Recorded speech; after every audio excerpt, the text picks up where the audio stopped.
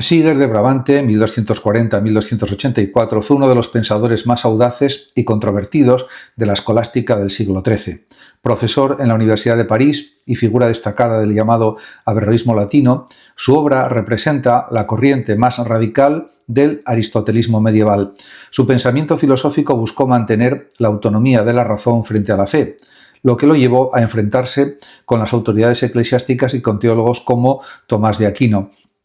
En el plano filosófico, Siger defendió la plena validez de la filosofía aristotélica, interpretada a través de Averroes, el gran comentarista árabe de Aristóteles. Consideraba que la razón, siguiendo su propio método, podía alcanzar verdades demostrativas sobre el mundo y sobre el alma, incluso cuando estas verdades parecieran contradecir las enseñanzas de la fe. De ahí surge su tesis más conocida, más famosa, la doctrina de la doble verdad. Según esta interpretación de Siger, más compleja de lo que sugieren los términos, una proposición podía ser verdadera según la razón y falsa según la fe, o viceversa. Siger no negaba la fe, pero afirmaba que la filosofía debía seguir su camino independiente, sin subordinarse a la teología.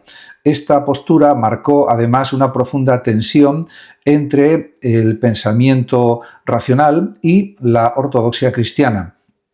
En cualquier caso, también en su libro De Anima Intellectiva, del alma intelectiva, Siger sostuvo, siguiendo a Averroes, que el intelecto agente y el intelecto posible son únicos y comunes a todos los hombres, negando así la inmortalidad individual del alma.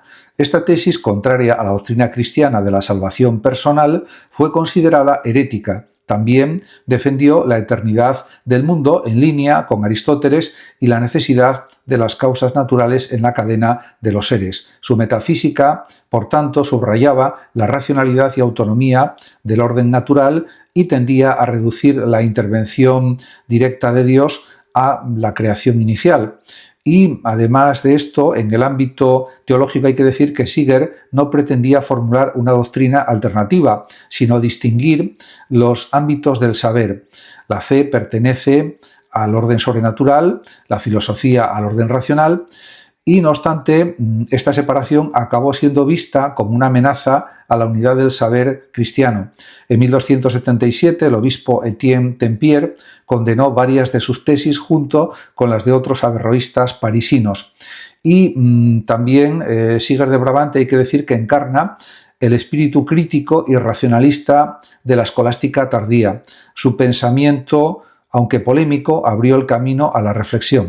Guillermo de Champeaux, 1070-1121, fue uno de los maestros más influyentes de la primera escolástica parisina y una figura clave en la disputa de los universales, uno de los grandes debates filosóficos de la Edad Media.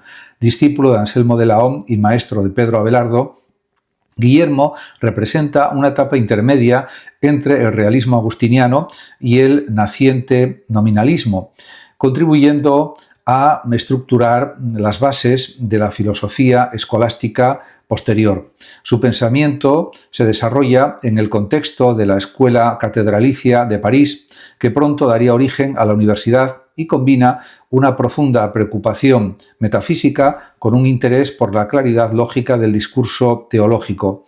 Y también hay que señalar que en el plano filosófico Guillermo es recordado principalmente por su postura inicial sobre los universales. Según sus primeras enseñanzas, conocidas gracias a los testimonios de Abelardo, sostuvo una posición de realismo extremo, heredera del platonismo cristiano y de la tradición agustiniana.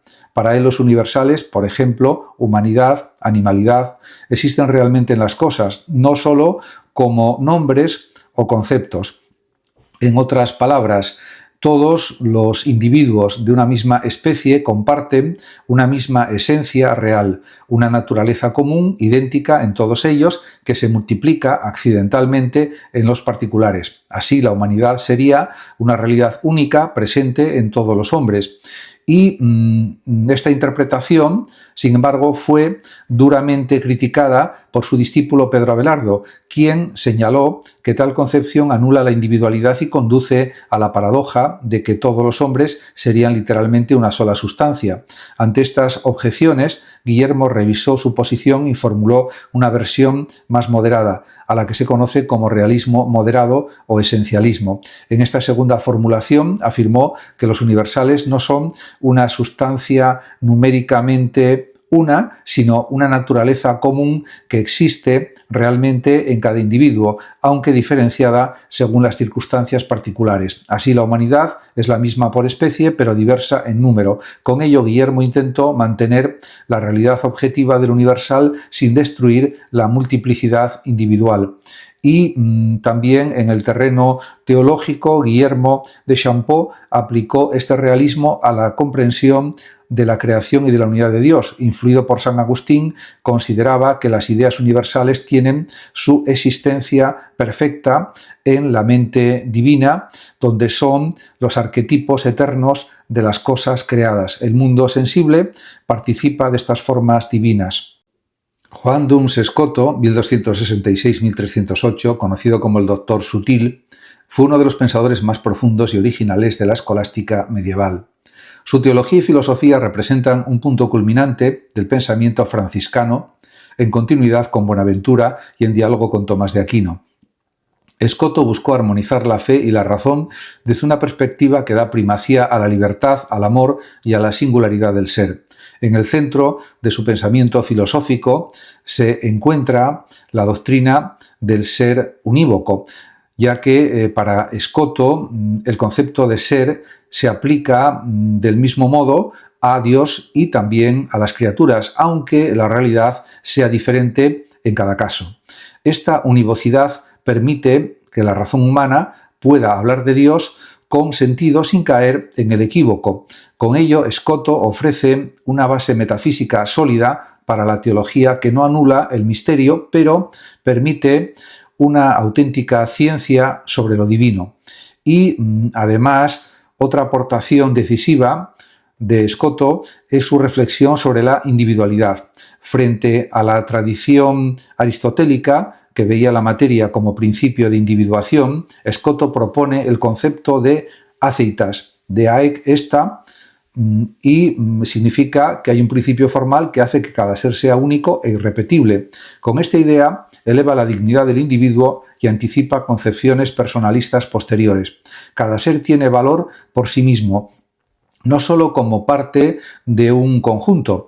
Y también en teología Scoto es célebre por su defensa de la Inmaculada Concepción de María. Argumentó que Cristo, como Redentor perfecto, podía preservar a su madre del pecado original por anticipación de sus méritos, no solo liberarla después. Este razonamiento teológico fue decisivo para la definición dogmática posterior de 1854. Scoto mostró aquí la coherencia entre la omnipotencia divina y la plenitud de la redención. Otro rasgo esencial de su teología es la primacía del amor y de la voluntad sobre el entendimiento.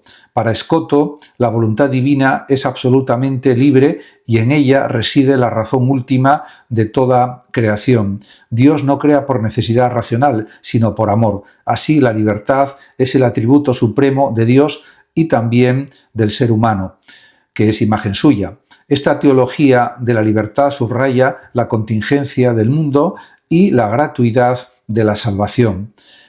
En este sentido, se puede decir que en conjunto la obra de Juan Duns Scoto combina profundidad metafísica y rigor lógico.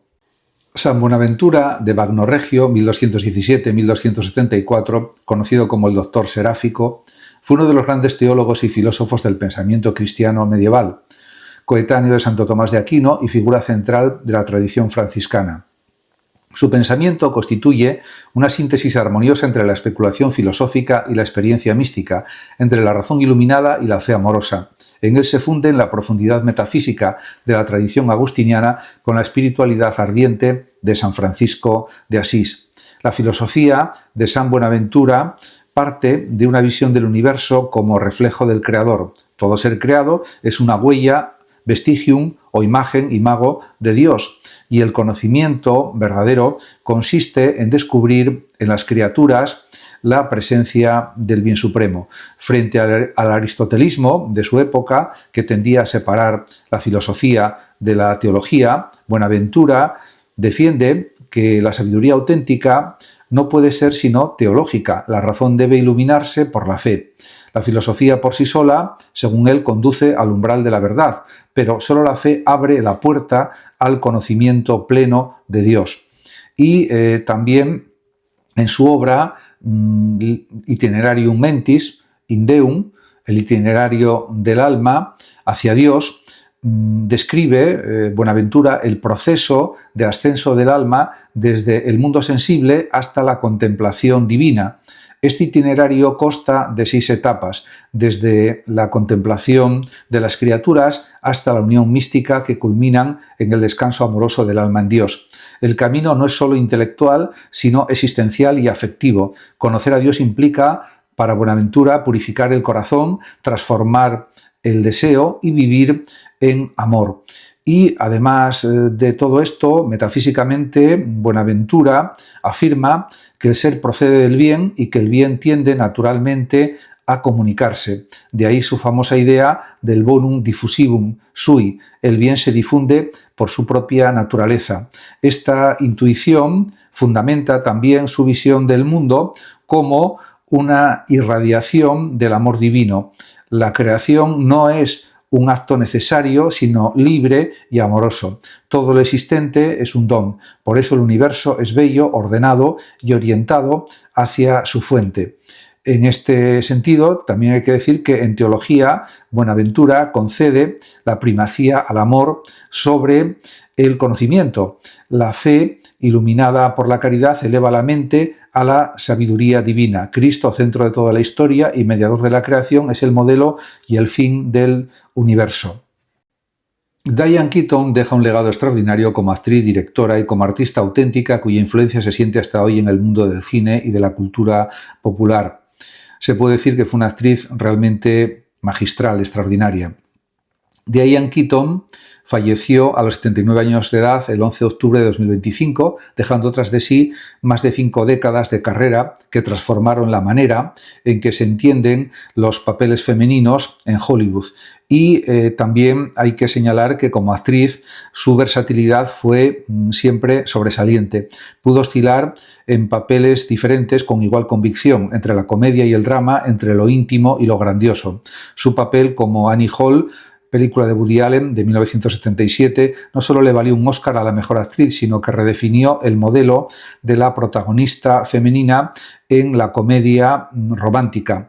Y también hay que decir que fue una actriz muy inteligente, vulnerable, excéntrica, con personalidad propia, pero también brilla en dramas graves como algunas películas que protagonizó, donde mostró su profundidad, su capacidad para la emoción pura, sin estridencias. Su talento no quedó circunscrito a la actuación. Keaton dirigió películas en las que también demostró su arte y destacó, además de documentales, y su mirada como directora siempre estuvo cargada de humanidad, honestidad y sensibilidad hacia los personajes, especialmente los que están en los márgenes o atravesando transiciones vitales. También produjo, escribió memorias, libros de estilo e incluso dejó huella como icono de moda.